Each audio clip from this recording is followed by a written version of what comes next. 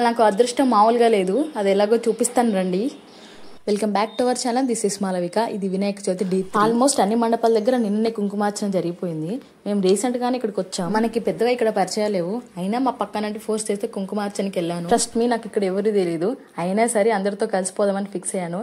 ఎవరు కనిపించినా తెలిసినట్టే నవ్వి మేనేజ్ చేద్దాం. కానీ మొత్తం తిప్పి కొట్టింది. అందరు నన్ను చూసి నవ్వడం స్టార్ట్ చేశారు. నేను తెలిసినట్టే మాట్లాడుతున్నారు. ఇందులో నుండి బయటకు వచ్చేలేపు పంతులు వచ్చాడు. ఏం చేస్తున్నాడో అర్థమయ్యేలేపు పూజ అయిపోయింది అన్నాడు.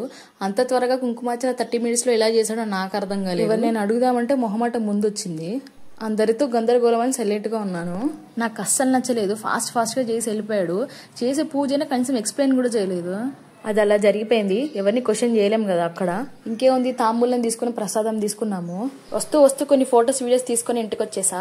ఏంటి అదృష్టం అని చెప్పేసి పూజ నచ్చలేదు అంటుంది. పూజ దాకా వెళ్ళాను కదా, అదే అదృష్టంగా ఫీల్ అవుతున్నా. వెళ్లే ముందు సబ్స్క్రైబ్